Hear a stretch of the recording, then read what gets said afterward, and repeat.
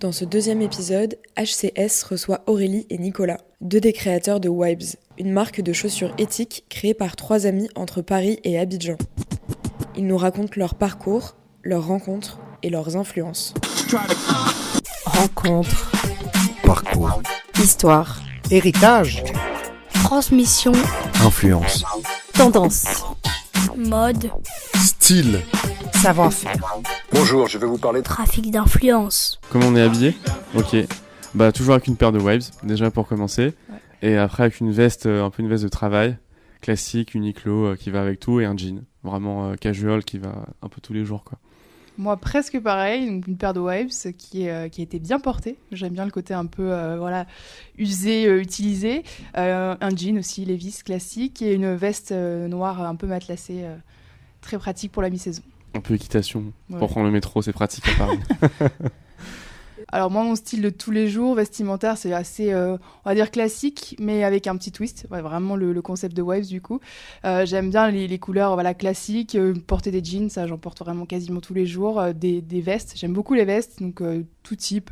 Les vestes de costume, les vestes matelassées, les vestes en cuir, j'aime tout. Et avec un long manteau long et une paire de Wibes que je mets quasiment tous les jours. Et voilà, c'est vraiment mon style. Et je garde la couleur justement pour les accessoires. Donc du coup, on va dire les sacs, pochettes et les Wibes. Voilà. On a un peu pareil, on s'est pas rencontrés par hasard, mais moi je suis vraiment casual. Avant j'étais plus en mode BCBG, tout ça, plus sur les épaules, mais j'ai changé parce que c'était un peu pas pratique. Du coup je préfère m'habiller vraiment simple avec ma paire de Wibes. Je change de montre régulièrement, je trouve que c'est l'accessoire aussi qui fait le détail et c'est un peu le seul bijou que l'homme peut se permettre. Du coup, j'essaie d'avoir vraiment différentes montres et au fur et à mesure où ça va aller, j'espère en avoir de plus en plus. Et je change un peu plus souvent de chaussures Corée. J'aime bien les Wibes, mais je me permets des Nike aussi, par exemple. Donc ça dépend vraiment des situations, mais voilà. J'ai pas mal de baskets, donc en même temps, créer une marque de basket, c'est cool d'en avoir plein aussi.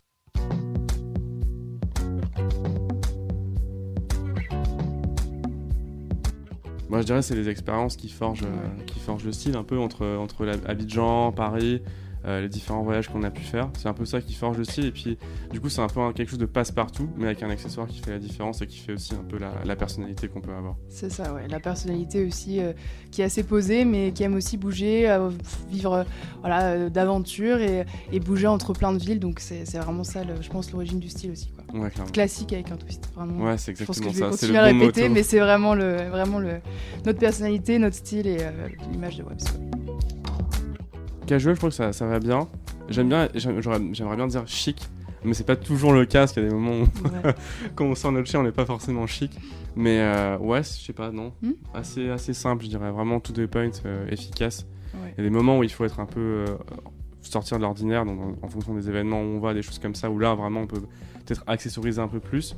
Mais sinon, on est plus vraiment passe-partout. On veut pas être remarqué pour nos vêtements ou pour ce qu'on porte, plus parce que ce qu'on fait, nos actions, plus que juste par rapport à notre style, en fait. C'est presque caméléon, tu vois, parce que dans le sens où on vient un peu de différents univers, différentes origines, on a des potes qui sont un peu de partout, et c'est un peu ce qu'on reflète aussi à travers notre style, c'est-à-dire qu'on peut s'habiller comme ça ici, mais on pourrait être habillé de la même manière à New York ou à Londres. C'est pas qu'on change pas de vêtements, mais c'est qu'on a un style qui est assez simple, en fait, assez casual, et on n'a pas un truc vraiment fort, par exemple. Mais peut-être en fonction de l'endroit où on va être, on aura un petit accessoire qui va faire la différence. Ouais.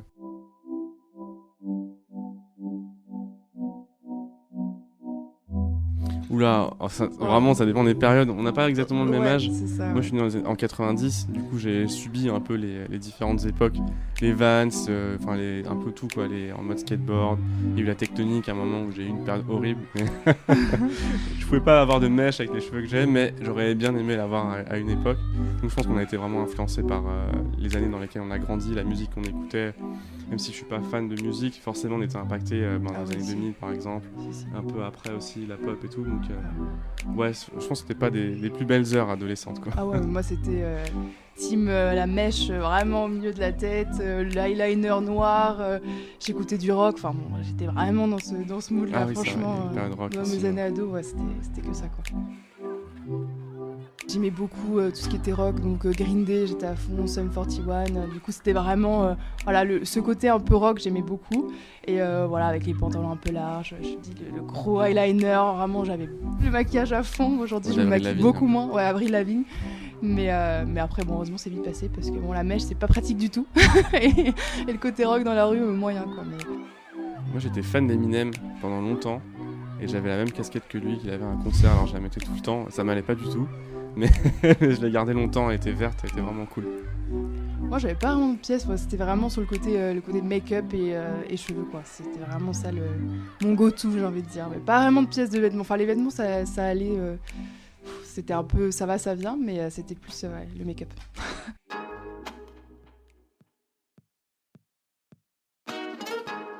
Alors, moi je suis né à Abidjan, donc j'ai grandi en Côte d'Ivoire, entre Côte d'Ivoire, Sénégal et après Madagascar. En fait, mes parents étaient expatriés en Côte d'Ivoire et ils ont vécu là-bas 50 ans. Et du coup, je suis né pendant leur expatriation en Côte d'Ivoire. Donc j'ai grandi dans ces deux pays, Sénégal et Côte d'Ivoire. Et c'est vraiment des pays auxquels je trouve que j'appartiens plus que les autres. Après, je suis parti en France, parce qu'il y a eu la guerre en Côte d'Ivoire en 2004, et donc tous les Français ont été expatriés. Enfin, expatriés ont dû être rapatriés en France. Donc je suis resté en France un petit moment, dans le sud justement, on avait une maison de vacances.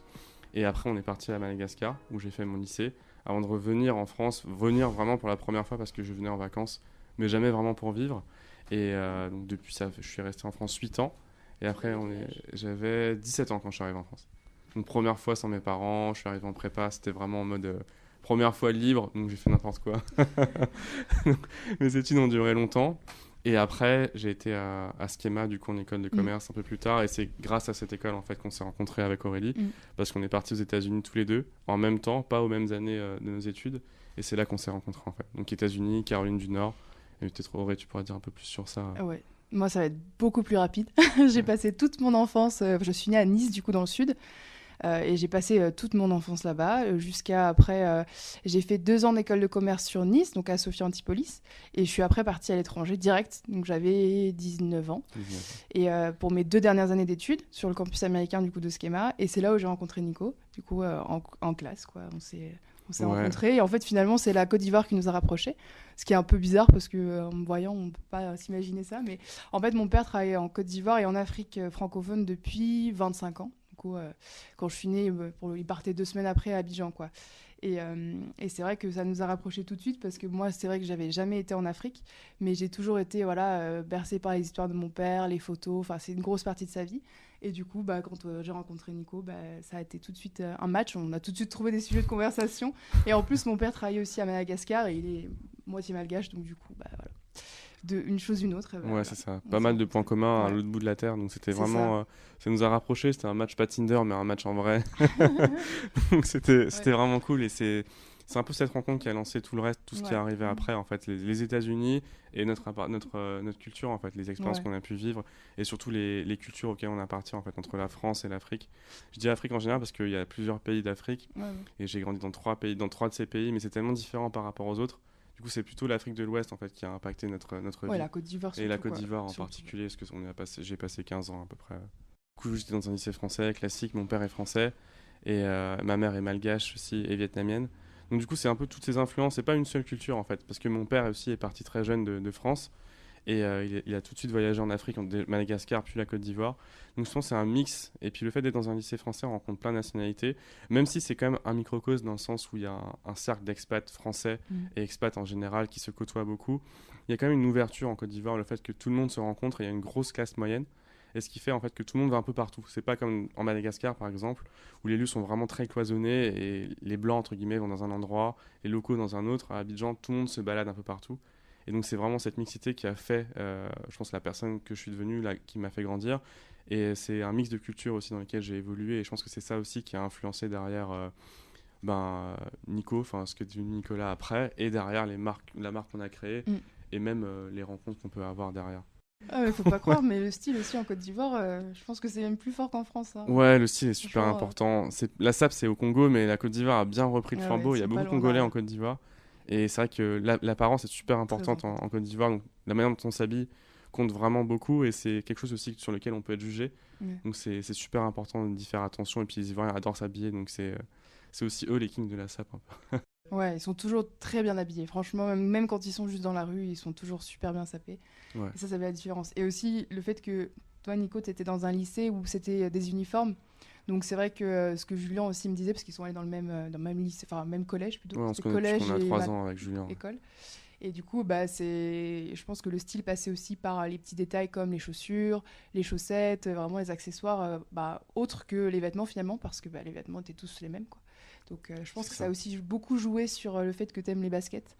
Et t'aimes bien les changer régulièrement, quoi. Plus que moi, pour le coup, parce que moi, j'avais plus de liberté sur ça, quoi. Ouais, c'est ça, tu vois. C'est vraiment l'uniforme classique kaki c'était kaki les garçons, bleu marine et blanc pour les filles. Et du coup, les seuls accessoires qu'on avait, comme on vient de dire, c'était les chaussures, la montre, la casquette qu'on avait le droit d'emporter parce que c'était assez formel, donc un peu à l'ancienne, quoi. Donc on pouvait se permettre vraiment d'avoir la couleur ou de l'originalité dans les baskets, donc c'était le seul truc qu'on pouvait se permettre.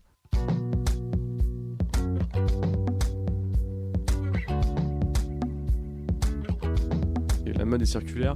Je pense qu'il y a des choses qui sont à la mode en France mais qui sont pas en même temps en Côte d'Ivoire, même si maintenant, moi je dirais que c'est quand même assez proche parce que la Côte d'Ivoire est vraiment une plaque tournante centrale pour plein d'endroits. Enfin, vraiment, Abidjan est devenu un hub en fait qui rallie les Émirats Arabes Unis, l'Europe, les États-Unis aussi par exemple. Il y a des vols directs vers un peu toutes ces destinations tous les jours. Du coup, la mode ivoirienne est vraiment la même quasiment que la mode sur la scène internationale. Et même les réseaux aussi. Et puis même, il y a les réseaux sociaux, il y a plein de choses. Mais du coup, il y a quand même des choses qui inspirent en fait. En Côte d'Ivoire, il y a des musiques comme le coupé-décalé, l'inspiration wax, les inspirations traditionnelles aussi. Et l'émergence aussi d'une scène locale, une scène africaine. Vraiment une mode des designers en fait locaux qui commencent à émerger tout doucement, des photographes, etc. Enfin, tout doucement, c'est juste qu'on ne les connaît pas encore. Mais ils existent déjà et eux impactent vraiment, je pense... la Côte d'Ivoire. Du coup, il y a des styles vraiment très particuliers, très colorés, graphiques aussi. Donc, c'est vraiment assez cool et on se permet aussi peut-être plus de couleurs en Côte d'Ivoire, même s'il y a quand même ce côté formel sur s'habiller de manière traditionnelle en costume, etc. Mais il y a quand même ce côté décalé qui est vraiment cool. Et l'émergence des designers, je trouve aujourd'hui, est super importante à souligner et permet aussi un peu plus d'excentricité, si on peut dire. Le wax, c'est un tissu qu'on côtoie depuis que je suis né. Ma mère en portait de temps en temps, mes nounous en portaient tout le temps, et puis tout le monde, enfin les femmes surtout, en portaient dans la rue. Et c'est vraiment un tissu noble qui est transmis, en fait. C'est quelque chose qu'on offre à un mariage, à un baptême, pour une occasion vraiment importante. Mais c'est pas quelque chose on mettait tous les jours. On avait des trousses ou des objets en wax, par exemple pour aller à l'école, des sacs à dos, ce genre de choses. Mais c'était pas, en tout cas pour nous, jeunes, vu comme un accessoire de mode à cette époque. Et ça l'était même pas, je pense, à cette époque-là. C'est après, en fait, en se retournant vers le continent, on s'est dit qu'est-ce qui peut vraiment nous faire rappeler la Côte d'Ivoire. Et tout de suite, c'est le tissu wax auquel on a pensé, même si à la base, c'est pas un tissu africain. Aujourd'hui, c'est devenu un symbole de l'Afrique. Et du coup, pour nous, c'est super important et ça devient maintenant à la mode. C'est devenu à la mode depuis déjà quelques années. Et on peut vraiment maintenant l'accessoriser, l'utiliser sur plein de choses. Et je trouve ça vraiment super important, le virage que ça a pris de tissu vraiment traditionnel qui se transmet génération en génération à aujourd'hui quelque chose qui accessorise même les plus grandes marques de mode comme Dior par exemple.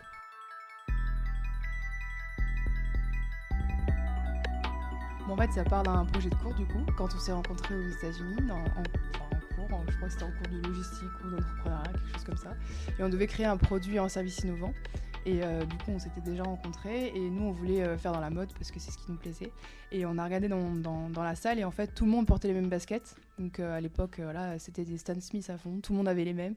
Même l'arrière vert, c'était vraiment tout le monde pareil. Et on s'est dit, il y a quelque chose à faire là-dessus. Et nous, on voulait vraiment faire quelque chose qui nous ressemblait. Donc, on voulait associer le côté France et le côté Côte d'Ivoire. Du coup, on a tout de suite pensé au wax parce que c'est quelque chose de coloré, c'est du tissu. Et puis, ça rappelait les origines ivoiriennes de Nico. Et on a tout de suite imaginé de les mettre sur les baskets. C'est vraiment arrivé par hasard. Du coup, là, on a demandé à sa mère de nous envoyer, à l'époque, elle était encore à Abidjan, nous envoyer du wax en urgence. On a cousu des Stan Smith pour le projet. Et en fait, ça a tout de suite pris. Les gens de la classe ont beaucoup aimé. Ça a fait un peu le tour de l'école. Et en fait, on s'est dit, pourquoi pas essayer de le faire en vrai, quoi. Faire des vraies chaussures bien faites.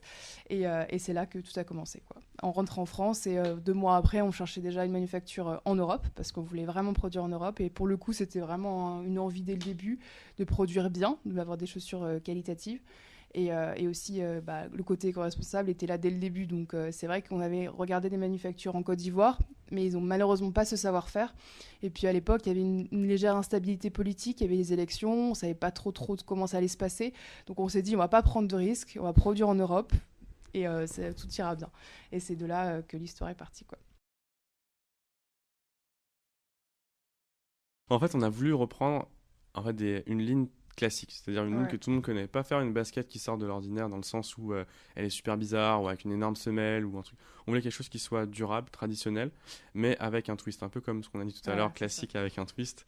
Dans le sens où, vu qu'on était une marque nouvelle et qu'on ne nous connaissait pas du tout sur le devant de la scène, les baskets pour nous, à part en tant que consommateur, on n'y connaissait rien du tout. Donc on s'est dit, on va se placer à la place du consommateur, vu qu'on est nous-mêmes consommateurs de notre marque, et on va créer une basket avec une silhouette que tout le monde connaît, donc la même qu'une Stan Smith, qu'une Common Project, qu'une National Standard. Facile à porter. Facile à porter, reconnaissable parmi tous. Par contre, derrière, on a la chance d'avoir un designer du coup dans la team qui est Julien, et là on va pouvoir vraiment se faire plaisir sur la tige, sur les tissus, sur les matières qu'on va utiliser. Donc c'est un peu comme nous en fait, c'est au-delà c'est pas vraiment dans la silhouette pure de la chaussure qu'on va se démarquer, c'est plus dans la construction, dans les valeurs qu'elle dégage, avec le petit twist du coup qui va quand même la faire reconnaître. C'est vraiment ça, on voulait vraiment le côté, le crossover entre la France et la Côte d'Ivoire, mais on voulait pas que forcément un pays prenne le dessus. Et c'est pour ça qu'on n'a pas fait des chaussures tout en wax aussi, parce que c'était pas le but. Et on voulait pas non plus faire un tout petit détail en wax on voit pas du tout l'influence Côte d'Ivoire sur la chaussure. C'était pas le but non plus. Et c'est pour ça qu'on a vraiment trouvé ce combo avec du tissu à l'arrière, la chaussure blanche, c'est vraiment notre chaussure iconique. Et vraiment pour avoir le petit twist coloré, le petit twist de tissu, et puis surtout pour les gens aussi qui connaissent le wax, qui aiment la Côte d'Ivoire ou l'Afrique de l'Ouest, puissent se dire mes chaussures, je peux les porter avec n'importe quoi dans mon dressing, mais j'ai ce petit truc en plus qui fait que ce sera pas la paire de tout le monde, quoi. Voilà, c'est vraiment ça. Et puis il y a même le côté original, la découpe du wax aussi, on s'impose pas une découpe qui est vraiment similaire de paire en paire. Et du coup, en fait, le bout de tissu qu'on aura sur notre paire de chaussures qui est cousu sur la chaussure, il sera différent à chaque paire de chaussures, même entre chaque pied. Du coup, chaque paire de wax que vous allez avoir, en fait, elle sera différente d'une paire à l'autre et personne n'aura exactement la même paire que vous. Et ça, on trouve ça vraiment super sympa. C'est un petit clin d'œil aussi au fait que le wax, il change régulièrement, il est saisonnier. Même si nous, on choisit des wax classiques pour qu'ils soient reproduits dans le temps et qu'on puisse les trouver facilement pour produire en série. Il y a quand même ce petit côté unique. Et en plus de ça, on joue vraiment sur les détails. Par exemple, sur notre semelle intérieure, on a la carte de l'Afrique qui est embossée. Embossée, merci, je cherchais le mot, en doré. Et du coup, on a la pointure est au niveau de la Côte d'Ivoire, donc géographiquement. C'est que des petits clins d'œil en fait comme ça, et on essaie d'apporter ça à chaque collection et à chaque nouvelle chaussure qu'on sort. On essaie d'apporter vraiment une petite touche personnelle dans laquelle plein de personnes peuvent se retrouver en fait, un peu comme nous.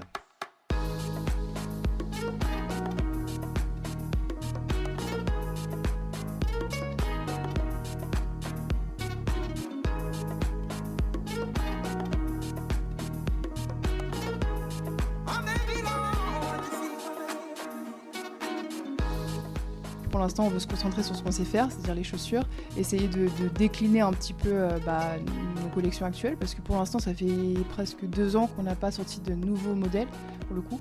Donc là, c'est d'ailleurs pour ça qu'on va au Portugal bientôt, c'est pour justement sortir de nouvelles collections, de nouvelles couleurs, et puis un peu renouveler la gamme, et puis potentiellement, dans quelques années, sortir une gamme de vêtements, on verra. Mais on veut bien le faire, franchement, on veut bien le faire, on n'a pas encore l'idée. On veut pas juste sortir un t-shirt avec un petit peu un côté wax sur la poche. On veut vraiment le penser dans l'esprit de la marque, dans l'univers de Wives, et c'est pour ça qu'on l'a pas fait tout de suite, parce qu'on veut vraiment bien y réfléchir, quoi. On voulait vraiment produire en Europe, pas très loin. Du coup, on a trouvé le Portugal, et ça c'était vraiment le premier point. C'est le point de départ, parce qu'on voulait l'Europe, parce qu'on voulait produire en circuit court, c'est-à-dire réduire notre impact sur l'environnement, comme disait Aurélie, par le fret, tout ce qui peut affairer en fait le fait de produire loin. On peut très bien produire en Chine ou en Asie par exemple, mais en contrôlant notre production qui était petite à la base au Portugal, ça permet aussi d'avoir un meilleur contrôle sur l'ensemble de la chaîne de production en fait.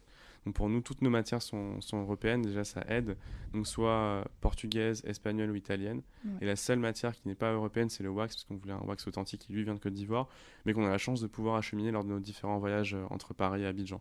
Donc du coup, on n'affrète pas vraiment de voyage spécial juste pour le wax, il vient dans nos valises. Donc là aussi, on minimise aussi notre impact sur l'environnement. Et derrière, toutes les matières qu'on choisit sont le plus possible respectueuses de l'environnement, de collection en collection. On a commencé par exemple avec des semelles recyclées à 15%, aujourd'hui on est à 40%, donc à chaque fois on essaie d'améliorer ça, et on est conscient en fait de notre impact et on essaie de le mesurer et de toujours faire un peu mieux.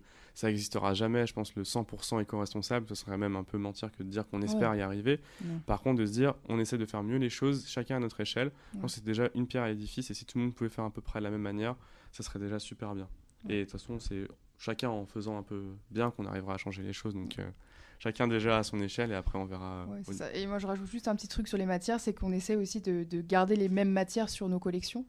Donc par exemple le cuir blanc, si on le sélectionne, on va le garder tout au long en fait de nos collections pour justement se dire que quand on commande, en fait il y a le moins de déchets possible. On n'a pas 10 cuirs blancs différents. On garde les mêmes matières, les valeurs sûres, comme ça il n'y a pas de déchets. Et c'est pareil pour le wax, en fait on essaie de couper au maximum pour ne pas faire de déchets. Et justement c'est pour ça qu'en fait chaque paire est unique parce que le motif changera en fonction en fonction de chaque pied et puis en fonction de chaque paire. C'est ça.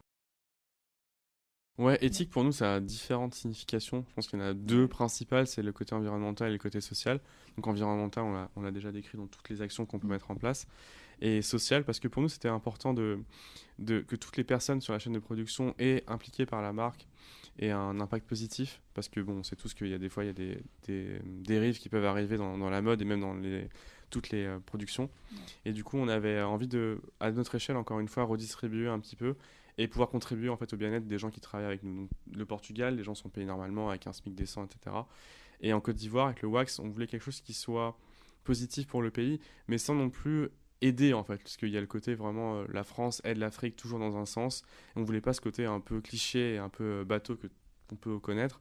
Et donc du coup, on a choisi une petite association humanitaire. Ma mère y avait été bénévole quand elle était plus jeune. Et en fait, c'est une asso de petite taille, il y a une centaine d'apprenantes et qui aide en fait les jeunes filles à être scolarisées parce qu'elles n'ont pas toutes la même chance en fait par rapport aux hommes d'aller à l'école. Et nous, on a vraiment voulu apporter notre pierre à l'édifice à travers cette association. Et en fait, chaque paire de chaussures qu'on vend finance une journée d'école à une jeune fille ou une jeune femme qui est parrainée par l'asso. Et c'est que des bénévoles qui travaillent dans cette asso. Nous, on y allait plusieurs fois. Chaque fois qu'on va à Abidjan, on y va.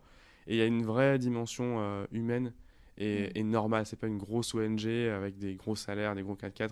C'est quelque chose de vraiment humain. Et du coup, nous, on trouvait proche de cet asso. Et c'est pour ça qu'on a voulu les aider. Ouais, en fait, on dit c'est des jeunes filles, mais c'est même pas vrai. Il y a même des jeunes hommes, ouais. Ouais, il y a des hommes aussi, mais c'est plus des femmes, on va dire, de tout âge. Il y a même plus de personnes déjà matures, parce qu'en fait, c'est des dames qui ne savent pas lire et écrire, elles n'ont pas eu la chance d'aller à l'école, parce qu'elles viennent de milieux défavorisés, ou parce que dans leur famille, ça se faisait pas. Et en fait, il y en a beaucoup, nous disaient du coup les bénévoles, qu'en fait, elles venaient aussi pour pouvoir lire la Bible. C'est qu'en fait, du coup, comme elles ne savent pas lire, c'était difficile pour elles de pouvoir lire la Bible ou le Coran, pour le coup. Et du coup, elles viennent pour apprendre ça et pour être plus autonomes, en fait, quand elles vont à l'église. Ou alors même certaines viennent pour pouvoir après se réinsérer dans le milieu éducatif ou dans le milieu professionnel. Donc, par exemple, à la fin de leur cursus entre guillemets, même si c'est pas vraiment un cursus, elles ont un petit diplôme et en fait les bénévoles les aident à du coup se réinsérer, donc en tant que par exemple de coiffeuse, il y en a qui ont monté des petits commerces, des choses comme ça pour vraiment être indépendantes en fait financièrement et pouvoir se réinsérer dans la société de manière classique quoi. On a vu avec eux et puis on s'est mis d'accord. Voilà, on a vu les budgets en fait, combien coûte une journée pour l'association pour scolariser une femme dans l'asso. Oui. Et du coup pour nous c'était un budget qui était proportionnellement tolérable, enfin on pouvait l'inclure en fait dans notre tarif, donc du coup c'est quelque chose qu'on a fait naturellement.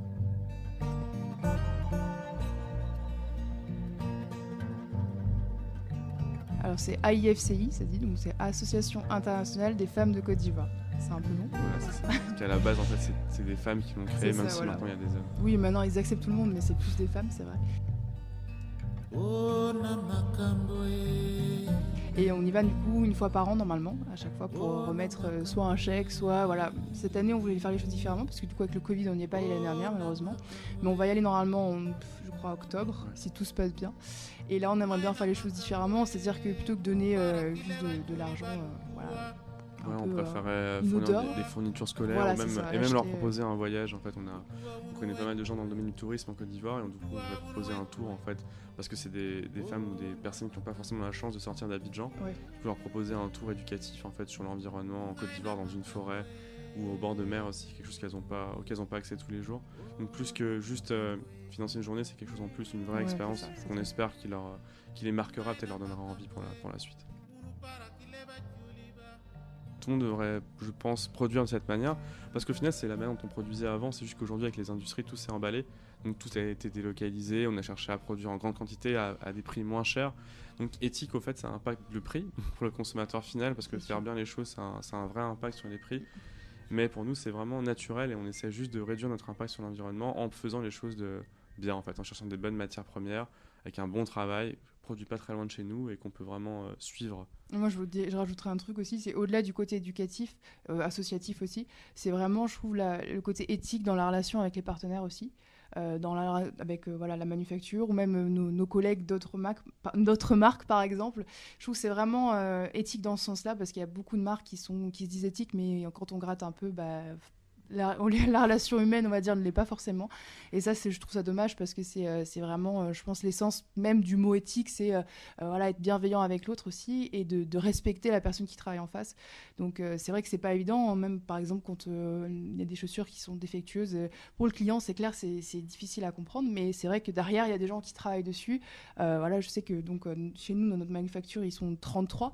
Et c'est vrai que je trouve ça important aussi de montrer les gens qui travaillent dessus, travaillent derrière, montrer que c'est des vrais humains, c'est fait à la main et que du coup il faut être aussi bienveillant sur ça, quoi. Nos chaussures devraient être beaucoup plus chères au prix où elles sont actuellement, Ouais. mais pour pouvoir, on a contenu nos marges aussi pour pouvoir proposer des prix à un prix décent entre guillemets, pour que la majorité des gens puissent se l'offrir en fait, parce que sinon on aurait dépassé les 300 € si on respectait les marges classiques, mais c'est pas quelque chose qu'on a envie de proposer parce qu'on pense qu'une paire de baskets aux alentours de 200 € c'est déjà bien, mais ça a forcément un impact quoi, parce que tout coûte plus cher quand on veut produire bien. Production européenne déjà Voilà, c'est cher. Déjà c'est cher et donc bon, on essaie de faire les choses au mieux possible pour vraiment contenir les prix en dessous de 200 €. On aura peut-être un jour des chaussures qui iront au-delà, mais le but c'est vraiment d'avoir quelque chose de compact et de concret à ce niveau-là. Ça a forcément eu un impact sur notre manière de consommer parce que quand on voit un peu l'envers du décor, on se rend compte de plein de choses. Donc il y a plein de marques ou de manières de consommer qui ont moins d'attrait aujourd'hui. Mais après, donc du coup, on fait vraiment attention à ce qu'on achète. Après, de dire qu'on est 100% nous aussi éco-responsable, c'est pas vrai. On a forcément des marques qui nous plaisent et puis on a un budget nous aussi à tenir. Et vu le prix que coûte la mode responsable, c'est le problème aujourd'hui. Donc on est obligé de faire des concessions. Et il y a quand même des marques cool qui sont pas responsables, donc il faut quand même se permettre un petit écart je pense de temps qu'il faut, en temps. c'est step by step. C'est quoi. ça, Je pense, exactement. commencer C'est pas petit. tout bien ou tout pas bien, donc c'est bien de faire un mix entre les deux. Après, je pense que le côté, c'est vrai que des fois on peut craquer sur des marques de fast fashion, mais le tout c'est de pas trop surconsommer. On va pas s'acheter toutes les semaines, on va dire, des nouvelles fringues. Je pense que c'est surtout ça aussi le problème, c'est que comme ces marques-là sortent toutes les semaines ou tous les mois des nouvelles collections, on est tout de suite tenté d'acheter, alors que finalement c'est un peu ça le problème. Ouais, clairement.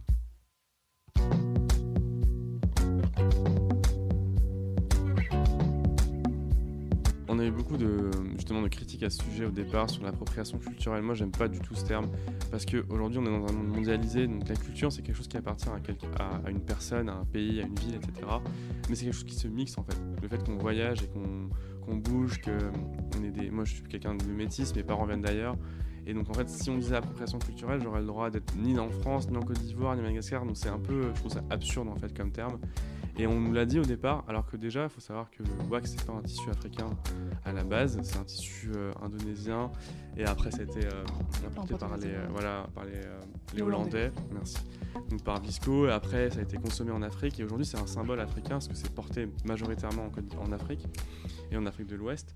Mais et du coup, moi, je trouve ça super justement que ça soit utilisé dans plein de pays avec plein d'applications différentes parce que ça fait connaître le tissu et du coup, ça fait connaître l'endroit d'où il vient, ça fait connaître son histoire. Donc je trouve que ça participe au rayonnement en fait d'une culture d'un pays ou de plusieurs pays même. Et donc se dire appropriation culturelle, ça serait un peu réducteur quoi, en fait. C'est-à-dire qu'il n'y aurait que les Italiens qui peuvent manger des pizzas. Enfin, moi je trouve ça un peu stupide quoi. Au contraire, je trouve ça très bien qu'il y en ait plein. Après le côté un peu moins cool en fait de ça, c'est que d'en retrouver partout, ça peut dénaturer un petit peu l'origine du produit dans le sens où c'est un tissu noble qui coûte un certain prix. Et aujourd'hui, le fait que plein de marques le fassent à des prix très peu chers, ça démocratise trop en fait le produit. Et après, les gens se disent mais c'est du wax, c'est pas cher, alors que non, pas du tout en fait. Donc c'est plus ça dans l'héritage culturel et la vraie tradition du produit que je trouve qui devrait être plus mise en avant. C'est ce qu'on essaie de faire nous dans nos chaussures, plutôt que de dire le wax c'est juste un tissu africain donc c'est pas cher. C'est ce côté un peu négatif que je trouve un peu dommage. Oui, c'est pour ça qu'on a choisi aussi, au-delà de la qualité des chaussures, les mettre à un certain prix, parce que c'est vrai qu'on voulait valoriser aussi le wax, parce que finalement, c'est quand même un tissu qui coûte cher, qui a quand même un savoir-faire, même si ça vient d'ailleurs, c'est quand même, ça met du temps à être produit. Ouais, puis il y a une histoire derrière. Il y a une histoire, et puis c'est cher à l'achat, donc c'est vrai que c'est dommage de le réduire à, voilà, c'est du wax, c'est pas cher, quoi. c'est un peu dommage. Mais on l'a eu souvent cette critique-là, donc c'est pour ça qu'on l'a dit. Ouais. Mais c'est une très bonne question parce qu'il y a plein de trucs polémiques comme ça, comme le côté vegan. Tu vois, par exemple, de proposer des chaussures en toile et de dire qu'elles sont véganes, ça a tout de suite un impact éco-responsable, éthique sur le cuir, c'est pas bien, il faut que de la toile, il faut pas utiliser de produits animaux, etc. Mais du coup, je trouve que chacun a trouve midi à sa porte dans le sens où on essaie de proposer quelque chose. Il y aura forcément des trucs qui plaisent pas, mais voilà, nous on essaie vraiment de faire les choses à notre manière, des choses qui nous ressemblent. Et c'est ce qu'on essaie juste de revendiquer et pas de dire on est parfait ou autre. Oui, c'est ça, parce que finalement, le wax fait partie de notre vie, de votre vie surtout, de la vie de Julian, le designer. Donc c'est aussi lui qui fait les chaussures, donc c'est lui qui décide. Et c'est pour ça qu'on l'a choisi, parce que finalement, c'est un produit qui fait partie de nos vies, qui fait partie de notre culture, nos valeurs. Et c'est pour ça qu'on l'a mis sur les chaussures, quoi. Au-delà du côté appropriation culturelle. Exactement, c'est quelque chose qu'on avait envie de faire connaître aux autres, parce que nous, on l'a découvert petit. Et on voulait leur expliquer, voilà, le wax c'est ça, et c'est pas juste un tissu coloré, il y a une histoire derrière. Par exemple, il y a les wax ont un nom en fait. C'est pas un nom quand ils sont designés, on leur donne pas un nom tout de suite, c'est parce qu'en fait les wax sont vendus à travers différentes chaînes de vente en fait. Ils sont vendus en magasin, en nom propre par exemple, mais aussi par des commerçants de gros dans les marchés. À Abidjan, je prends Abidjan parce que c'est là où on connaît le mieux. Et du coup, les femmes qui le vendent en fait le vendent à plein d'autres gens. Et en fait, au final, plus les wax sont vendus, plus on en parle. Et c'est comme ça en fait que dans la rue, les wax prennent un nom. Parce qu'il y a il y a tu sors, je sors, je cours plus vite que ma rivale. En fait, c'est les motifs dessus qui inspirent en fait des histoires. Et c'est des histoires qui viennent des légendes urbaines et qui du coup donnent le nom au wax. Et nous, on trouve ça trop cool parce que ça raconte l'histoire du wax, du tissu, en fait, des échanges dans la rue. Et à travers un nom et un tissu, on peut un peu imaginer la scène quotidienne à Abidjan, par exemple, au marché de Cocody ou peu importe. Puis même le tissu en lui-même, il est produit pour raconter une histoire, en fait. Aujourd'hui, c'est vraiment comme ça que ça se fait. Il y a quand il y a des élections ou quand par exemple c'est Ramadan, ils sortent des wax ou des pannes du coup qui sont vraiment aux couleurs du Ramadan ou aux couleurs des hommes politiques, et c'est vraiment pour dire pour afficher ses valeurs et ses convictions, quoi. Donc ça c'est vraiment super. C'est vrai que pour ceux qui aiment beaucoup le wax et les gens qui nous suivaient qui étaient vraiment là depuis le départ. Voilà, là depuis le départ, ils ont été un peu surpris par cette collection-là. Mais en fait, c'est aussi une autre interprétation du wax, c'est-à-dire montrer que le wax, certes, est coloré, mais il peut ne pas y avoir de motif, en fait. Il peut y avoir juste du tissu uni, ça restera du wax. Et c'est pour ça que sur ces 4 modèles-là, on a choisi 4 pagnes qui sont colorées, donc toujours à notre image, mais qui sont unis. Et pour justement le détourner et montrer que voilà, le tissu peut avoir vraiment plusieurs facettes. Et on aimerait aussi pouvoir utiliser d'autres tissus, d'autres wax, des wax peut-être un peu plus, on va dire par exemple des wax noirs et blancs. Ça c'est aussi quelque chose qu'on envisage pour vraiment le décliner dans d'autres formes, quoi. Ouais, et puis le wax c'est tendance aujourd'hui, nous c'est quelque chose qui nous parle, donc c'est forcément quelque chose qui restera à terme dans nos collections, mais on a vu qu'on va développer les collections d'année en année et que la mode va changer. Voilà, on va c'est ça, on aura des lignes wax, et puis je pense qu'on va proposer d'autres choses différemment aussi, parce que le wax représente pour nous la Côte d'Ivoire et l'Afrique en général, mais il y a plein d'autres, voilà. Il y a plein d'autres tissus, plein d'autres manières de le raconter aussi, et donc c'est ces pistes là qu'on va explorer par la suite. Il y a plein de pagnes, de toiles, il y a des trucs incroyables en Afrique. Et, même dans le design même de la chaussure, dans les couleurs, l'utilisation du cuir, ça c'est quelque chose auquel on y réfléchit, parce qu'on veut quand même que ce soit visible. Mais il y a plein d'autres manières de raconter l'histoire que seulement se cantonner au wax. Donc ce serait dommage en fait de se réduire entre guillemets juste à un seul tissu, même si c'est quelque chose qui nous représente depuis le départ. En fait, Julien c'est vraiment un fan de la mode. Lui il a grandi comme moi en Côte d'Ivoire. On est partis en même temps en 2004. Et en fait depuis qu'il est né, en fait il vient passer ses vacances à Paris parce qu'il est franco-ivoirien comme moi.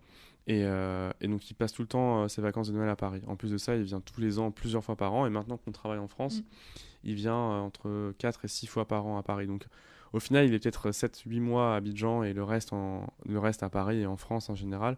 Et surtout, il a fait ses études en France. Il a vécu plus de temps à Paris que nous, en fait, par exemple. Il a travaillé dans des maisons parisiennes. Donc en fait, il est tout le temps imprégné de la culture et de la mode en France et en Côte d'Ivoire. Donc il a vraiment ce double aspect et je trouve que ça lui apporte un plus dans ses dessins. C'est que c'est quelqu'un qui n'est pas seulement dans un seul endroit. Par exemple, il n'a pas ses bureaux juste à Paris où il est cantonné ou juste à Abidjan. Il voyage. Et le fait de voyager, je pense que ça apporte vraiment quelque chose de plus. Le fait de prendre l'avion, même du coup, il observe tout ce qui l'entoure. Quand il vient à Paris, il regarde les tendances. Il va de temps en temps à Londres ou à New York. Enfin, c'est quelqu'un qui voyage.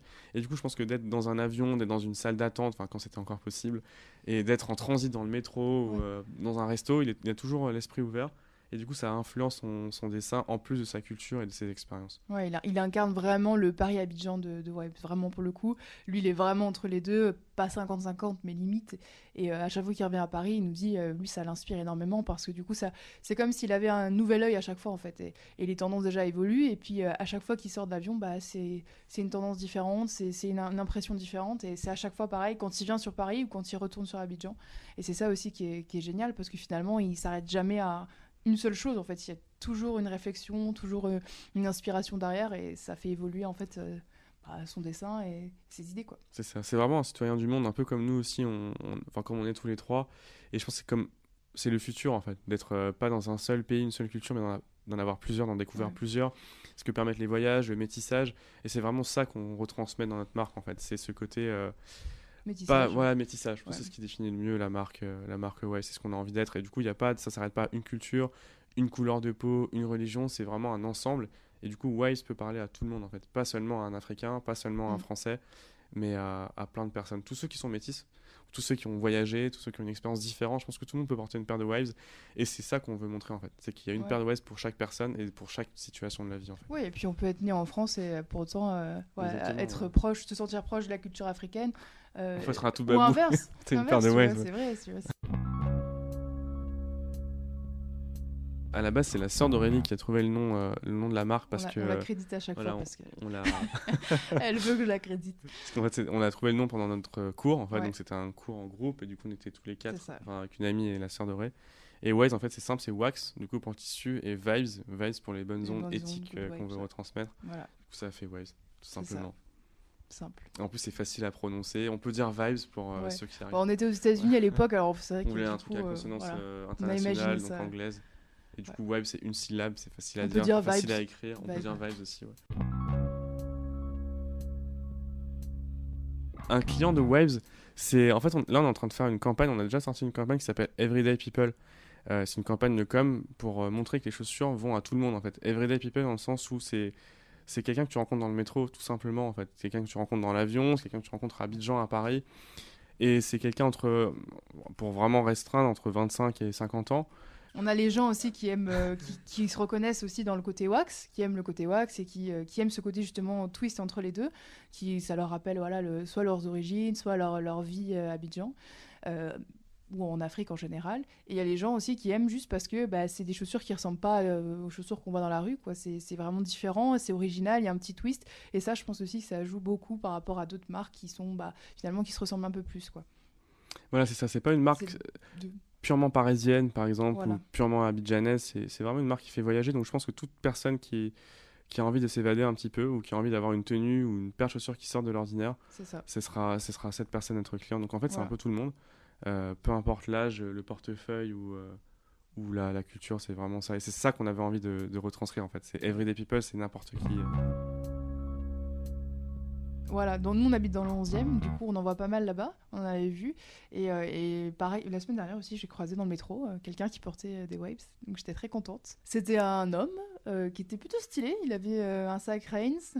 C'était un mec du petit 11e qui est sur le petit canal chino et des Saint-Martin. Waves, du coup des hibiscus, donc vraiment le côté, la chaussure blanche, mais avec le petit twist derrière de wax. Donc, Ouais, c'était un mec qui faisait mais attention à sa tenue. voilà, quand même quelqu'un qui faisait attention à son ouais. style, ça je pense que c'est aussi très important, je pense, que ce soit en France ou en Côte d'Ivoire, c'est quelqu'un qui fait attention à son style et qui va être un minimum stylé, quoi. Alors, on a Retro, Aquaba, City et Nzasa. On peut commencer par Aquaba. En fait, Voilà. Aquaba, ça veut dire bienvenue en Côte d'Ivoire. Enfin, c'est en langue Akan, donc il y a plusieurs pays en fait qui peuvent parler cette langue parce que la culture Akan est répartie entre la Côte d'Ivoire, le Ghana, par exemple, parce que c'est C'est deux ça. pays limitrophes. Donc ça veut dire bienvenue et nous c'est notre entrée de gamme à 125 € en prix retail du coup. Et c'est une gamme en toile, donc c'est une gamme vegan entre guillemets dans le sens où on n'utilise pas de produit animal dessus, donc sans cuir. On a donc vraiment une même forme que la Nzasa qui est la gamme de juste après. Et c'est les deux premières formes qui sont arrivées en fait chez Waves. Donc Aquaba et Nzasa. C'est ça. Et après il y a eu Retro et City. Voilà. Donc en fait, à part Aquaba, toutes les gammes sont en cuir. Et à Aquaba, on l'avait vraiment voulu en toile parce que c'est vraiment... Normalement, à la base, c'était un produit d'été, mais qu'on a décliné en différentes couleurs pour pouvoir la porter toute l'année, en fait. Ouais, c'est celle qui est la plus funky, on va dire. C'est celle Ouais. qui a le plus de wax sur les côtés. Mais justement, c'est sur cette gamme-là qu'on va aussi travailler parce que y a plein de gens qui nous demandent un peu à l'image des Nzasa qui sont un peu plus soft, on va dire, avec un peu moins de tissu, des baskets en toile avec un peu moins de tissu wax. Et c'est ce qu'on va faire du coup cet été. C'était les plus bariolés en fait. Donc Voilà, on va essayer c'est de ça. toujours avoir des baskets bariolées, mais d'en avoir d'autres un peu Ouais. plus sobres, C'est ça. qui puissent être portables un peu plus par C'est plus ça. de personnes que ceux qui sont vraiment fans de wax, peut-être pour les aquabats. Et la rétro, du coup, c'est la 3e qu'on a sortie. Et là, par contre, elle a une semelle un peu plus épaisse. Et c'est- Chunky. Voilà, c'est ça. C'est pour le côté Ouais. un peu plus tendance. Les gens qui aiment bien qui aiment bien les Air Force One, par exemple, de Nike, c'est vraiment l'inspiration derrière ça. la chaussure. Et après, on a la City, du coup, qui est notre nouvelle collection. Et là, pour le coup, c'est vraiment, elle change quand même pas mal de ce qu'on a fait. Par ailleurs, c'était là, la semelle, on va dire, elle est recyclée et elle a 6% de grains de café à l'intérieur. Donc ça, c'était vraiment le côté clin d'œil à la Côte d'Ivoire aussi, parce que c'est le premier pays exportateur de café au monde. Donc c'était aussi le clin d'œil et le wax à l'arrière qui était uni. Donc c'est vraiment une gamme qui est différente de ce qu'on a pu faire, quoi. Voilà, on a Voilà. voulu vraiment apporter quelque chose de différent. C'est ça. Et d'urbain, en fait, d'où le nom City, tout Voilà. simplement, parce que là, c'est vraiment une chaussure versatile qui va un peu partout. Et donc, ça a changé un petit peu de ce qu'on proposait. Il y avait moins l'argument wax coloré, C'est ça. mais on a voulu essayer de le retranscrire à travers d'autres choses, comme le café, comme a Voilà. dit Auré. Et Nzasa, c'était notre deuxième collection. Oui. Du coup, ça veut dire mélange de culture, mélange de personnes, et c'est vraiment ce que représente la marque. Et c'est notre collection phare, en fait, celle qui vend le mieux.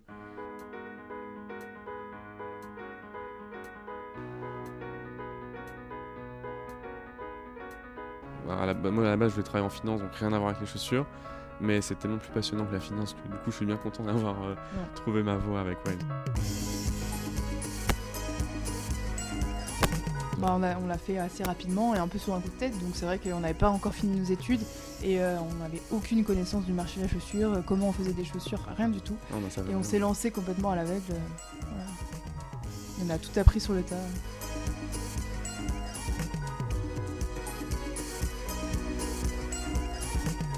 Je dirais que Web, ça, en plus d'avoir nous avoir permis de faire plein de choses, de découvrir plein de trucs, c'est une histoire de rencontre. Ouais. C'était Aurélie et moi à la base, ça a été avec Julien aussi. Ensuite, même si Julien c'est un ami d'enfance, donc on se connaît depuis qu'on a 2 ans, mais Julien et Aurélie se sont rencontrés, nous on Ouais. s'est revus. Et après, c'est des rencontres à chaque étape en fait. On disait qu'on est éthique dans la manière dont on travaille avec nos partenaires. Par exemple, aujourd'hui, on va travailler avec Belka donc dans sa boutique et à chaque fois, c'est des belles rencontres. Et pour nous, c'est avant tout une aventure humaine. Waves, c'est rencontrer des gens et c'est des gens qui font une histoire. Parce que sans ces gens-là, il n'y aurait rien d'autre. Donc Ouais. on trouve que c'est vraiment important de remettre sur le devant de la scène les gens qui travaillent, mais les gens qui sont passionnés par ce qu'ils font. Et comme nous, on peut être passionné par notre marque, comme Ouais. Belka peut être passionné par ce qu'il fait aussi. Et c'est ça qui est plus intéressant. Merci beaucoup en tout cas. Merci beaucoup en tout cas.